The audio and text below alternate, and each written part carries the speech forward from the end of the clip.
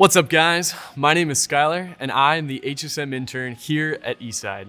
I'm so excited to be able to have the opportunity to talk to you guys today. I'll be continuing our series called Thankfulness that Sarah kicked off last week. Now, I'd like to start with a question for you guys. Have you ever received a present that you weren't that excited about?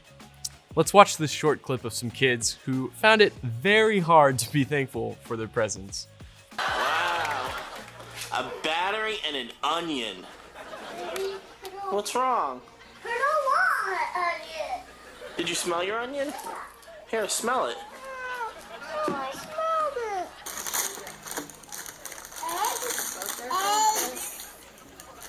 Egg. Open it. A hot dog. What is that? I got a girl activity book with stickers.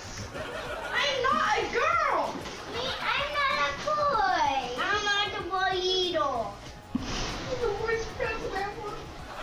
Well, I am definitely glad that my parents did not watch Jimmy Kimmel because getting a hot dog for Christmas, that's pretty awful.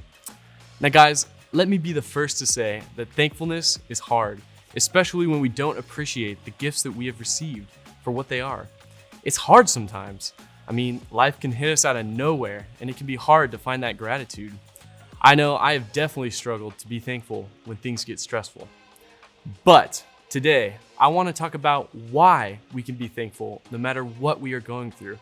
If we want to be people who are grateful to God in the good times and in the bad times, we need to answer this one very important question. What should we be thankful for? That is an important question which we will be unpacking today. I believe the answer to this question starts with understanding who God is. If we have a proper understanding of God's character and motivations, then we can trust that God cares for us, even when we don't see it. Unlike the parents in the video that we saw who were pranking their kids, God is not playing any pranks on us. He gives good gifts because he's a good father. Now, let's look at a few passages to get an idea of what God's character is and unpack this a little bit more. Now, in John 10:14-15, it says, "I am the good shepherd. I know my sheep, and my sheep know me, just as the Father knows me, and I know the Father, and I lay down my life for the sheep." Now, I don't know if you guys know anything about sheep, but they are pretty dumb. And I mean dumb. I heard a story once that if they're not properly led to the gate, they will wander around aimlessly, unable to find the entrance even if they're within earshot of the flock. Because of their, let's just say, questionable intelligence, sheep need a shepherd to take care of them. This is why the image of God as our shepherd is so good. He provides for us, he protects us, and he's always close to us. The good shepherd lays down his life for his flock. He puts himself at risk of predators, and he makes sure that the sheep can rest easy. We can trust that God will not leave us on our own, and in times of hardship or trouble, he'll be right there to protect us. Now, let's take a look at another passage. This will be in 1 John 4, verses 7-8. John says this, "Dear friends, let us love one another, for love comes from God. Everyone who loves has been born of God and knows God.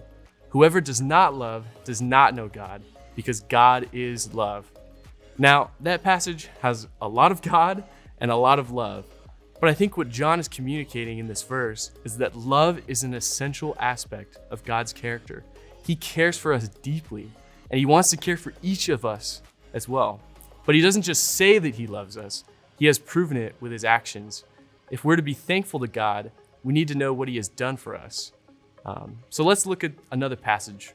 This is from Luke 17, verses 11-19. It says this, "Now on his way to Jerusalem, Jesus traveled along the border between Samaria and Galilee. As he was going into a village, 10 men who had leprosy met him. They stood at a distance and called out in a loud voice, 'Jesus, Master, have pity on us.' When he saw them, he said, 'Go, show yourselves to the priest.' And they went, and they were cleansed.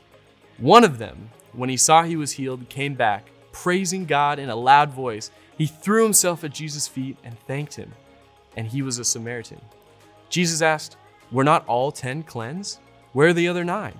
Has no one returned to give praise to God except this foreigner?' Then he said to them, "Rise and go. Your faith has made you well." Now, a little bit of context for this story, guys. Back in those days, having leprosy was a big deal. It meant that you were kicked out of society because the disease had no known cure. It meant that these men lived away from their community, probably isolated from their families and loved ones. But Jesus honors their faith when they call out to him, and he heals them, restoring them to their community. However, only one remembers to come back and thank Jesus for what he did. God's heart for us is this restoration. He wants us to be restored to him and to be thankful to him for what he has done. But how does he restore you and me? We don't have leprosy. Well, most of us. Good question. Let's see what Paul has to say in Romans. We see in Romans chapter 5, verses 6 through 8, "You see, at just the right time, when we were still powerless, Christ died for the ungodly. Very rarely will anyone die for a righteous person, though for a good person, someone might possibly dare to die.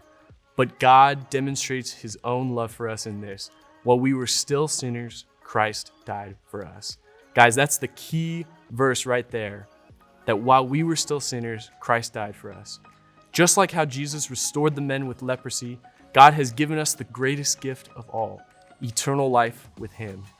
This passage in Romans tells us that he did this because he loves us. Out of his great love, he died for us so that we could be reconciled with him. This is the gospel, and this gift is free for anyone who believes in him.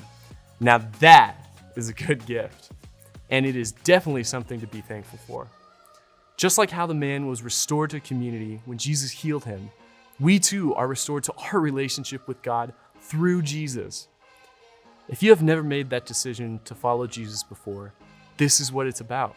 He has saved us, and he has made a way for us to live in freedom from sin and from shame.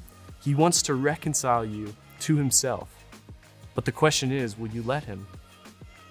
The Bible tells us that if we confess with our mouths that Jesus is Lord and believe that he was raised from the dead, then we will be saved. Simple as that. If you feel like you want to take that step, then I would encourage you to talk to one of your leaders or even me after the message, because I know we would all love to talk to you more and to pray for you. Now, those kids in the video we watched earlier, they didn't appreciate the gifts that they got because they didn't understand what was happening. But guys, we can always be thankful for God. But like those men with leprosy, maybe we get so caught up enjoying his gifts that he gives us that we fail to express gratitude for God for the very gifts we're enjoying. Or maybe you struggle to understand God's gifts to you. Maybe for you, it's difficult to appreciate these gifts because of the hurt or pain you're currently going through. But as we've seen today, there is so much to be thankful for. Because God is loving and a good shepherd, he has saved us and restored us, allowing us to live in relationship with him. This is something that we can appreciate no matter what we're going through. Now guys, I'd like to end with a story of a classmate of mine whose name was Leroy. Now, Leroy was in probably his mid to late 60s. He was an older guy, and he decided to go back to school to finish his degree and to learn ministry alongside students that were like half his age, not even that. Now, during COVID, he got really sick, and we heard about it after the fact, but he got so sick that he went to the hospital and they had to actually remove his leg. Now, for me, if I lost my leg, that would set me out and I would not go back to school. I would take a long break and try and figure out, what life looks for me now. But for Leroy, he didn't let it stop him, and he went back to school and he finished his degree and he graduated last spring. And I got to see him teach a lesson to little kids at his church, and just the joy and the gratefulness that Leroy had was something that I'll never forget. Now, if he was able to be thankful even in that circumstance, then I believe we can too. What would it look like to model this kind of gratitude? How can we appreciate who God is and what he has done for us in our day-to-day lives? What can we thank God for right now? Let's think about this more as we head into discussion.